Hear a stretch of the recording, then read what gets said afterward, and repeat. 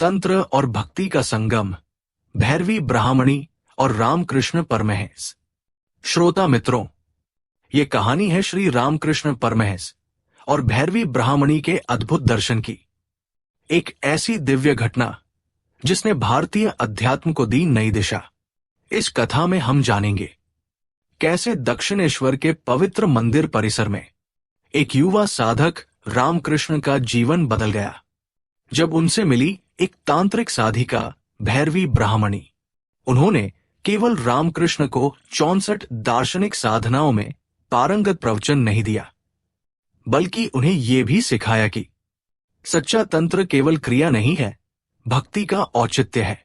और इस प्रकार भक्ति और तंत्र दो अलग अलग राहें एक ही सत्य ईश्वर की ओर जा मिले। 1861 की एक सुबह श्री रामकृष्ण दक्षिणेश्वर के बगीचे में फूल तोड़ रहे थे। तभी उन्होंने एक देसी नाव को मंदिर के छोटे स्नान घाट की ओर आते देखा। एक अधेड़ उम्र की, लंबे बिखरे बालों वाली सुंदर भैरवी सन्यासिनी नाव से उतरी।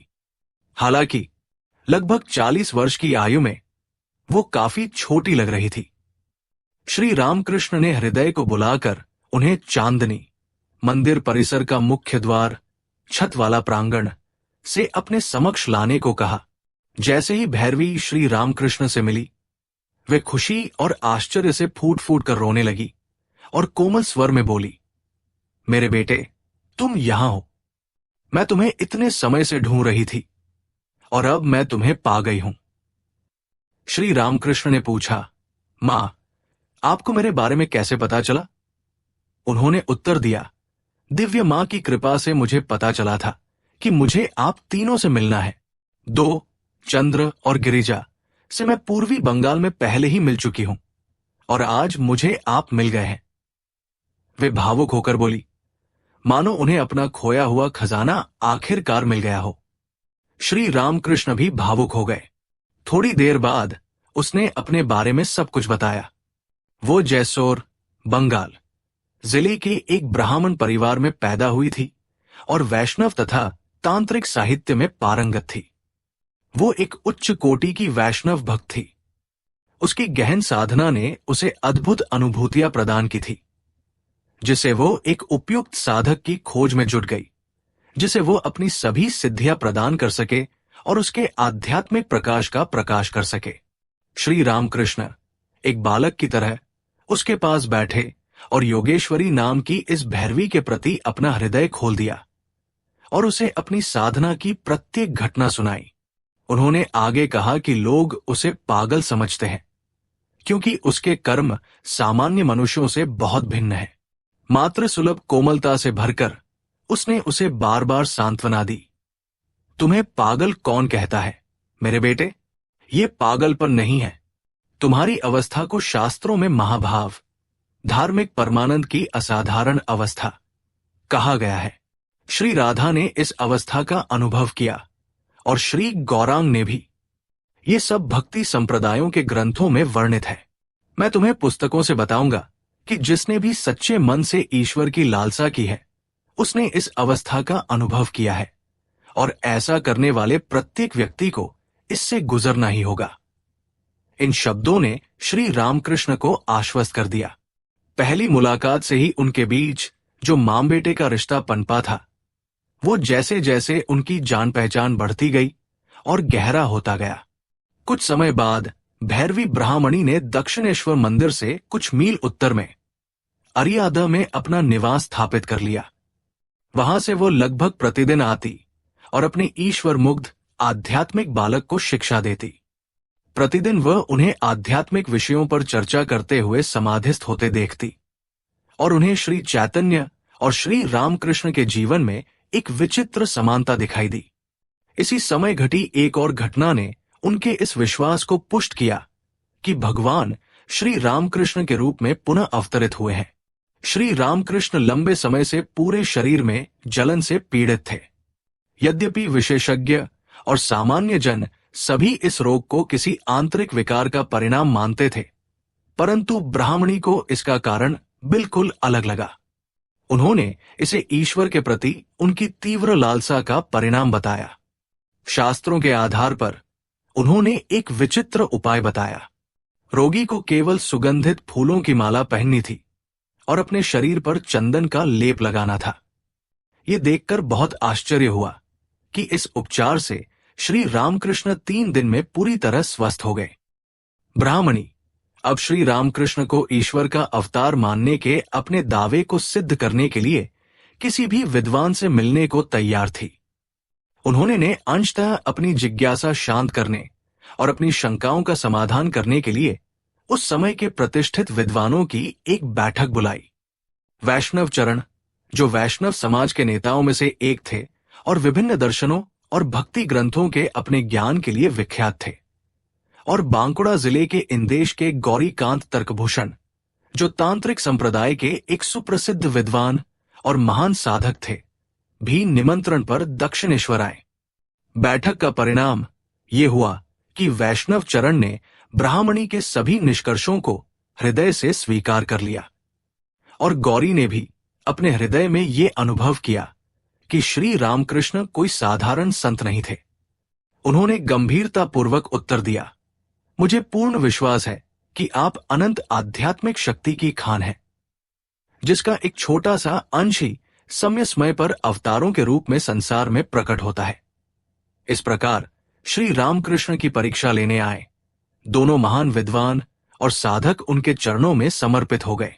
ब्राह्मणी शुरू से ही श्री रामकृष्ण के प्रति मातृवत स्नेह रखती थी, लेकिन उन्होंने अपना संदेश उन्हें पहुंचाने के लिए प्राप्त दिव्य आदेश को कभी नहीं भुलाया, और उन्होंने श्री रामकृष्ण के आध्यात्मिक मार्गदर्शक के रूप में कार्य करने का भरसक प्रयास किया।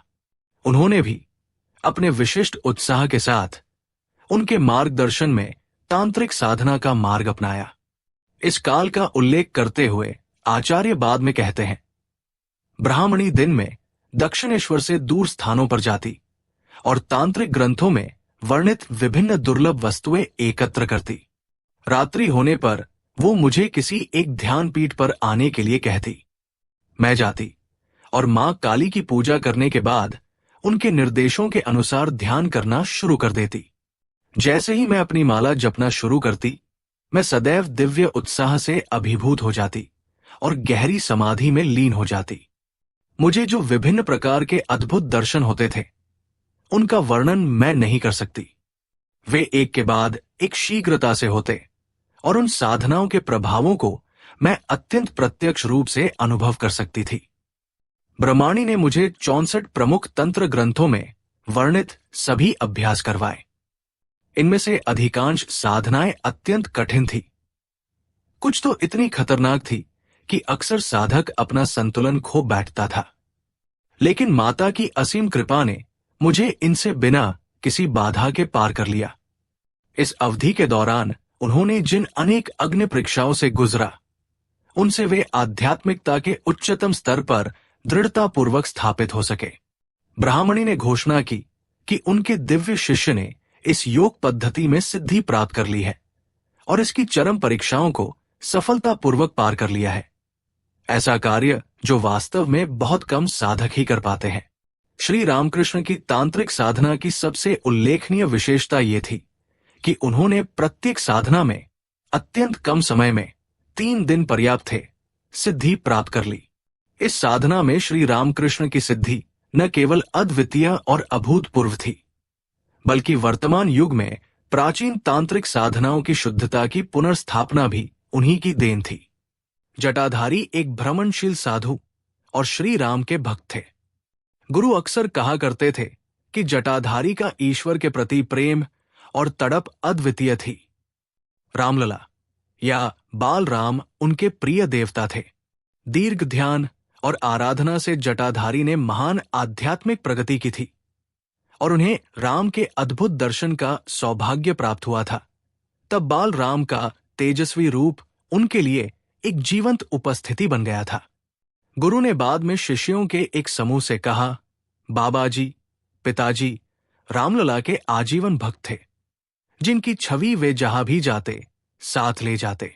उन्होंने वास्तव में पाया कि रामलला उन्हें अर्पित किया गया भोजन ग्रहण करते थे। जटाधारी दिन रात छवि की सेवा में लगे रहते थे और निरंतर आनंद की अवस्था में रहते थे। मैं रामलला के कार्यों को देख सकता था, इसलिए मैं उन्हें देखने के लिए पूरा दिन बाबाजी के साथ बिताता था। इस प्रकार दिन बीतते गए और रामलला मुझसे अधिक घनिष्ठ होते गए और मेरे पीछे पीछे मेरे कमरे तक आते रहे। मैंने रामलला को उतनी ही स्पष्टता से देखा जितना आप सबको देखता हूं। कभी मेरे सामने शान से नाचते, कभी मेरी पीठ पर उछलते या मेरी गोद में उठा लेने की जिद करते। कभी कभी मैं उन्हें गोद में उठा लेता। वे वहां नहीं बैठते, बल्कि धूप में खेतों की ओर दौड़ पड़ते, कंटीली झाड़ियों से फूल तोड़ लाते या गंगा में कूद पड़ते। डांटने पर वे अपनी सजल आंखें मुझ पर गड़ाकर मुस्कुराते या किसी शरारती लड़के की तरह अपनी शरारतें करते या मुंह बनाते। कभी कभी मेरा धैर्य जवाब दे जाता और मैं उन्हें थप्पड़ मार देता। आंसुओं भरी आंखों और कांपते होठों से वे मेरी ओर देखते। उफ, उन्हें सजा देने पर मुझे कितना दर्द होता। मैं उन्हें गोद में लेकर उन्हें दिलासा देता। ये सब सचमुच हुआ।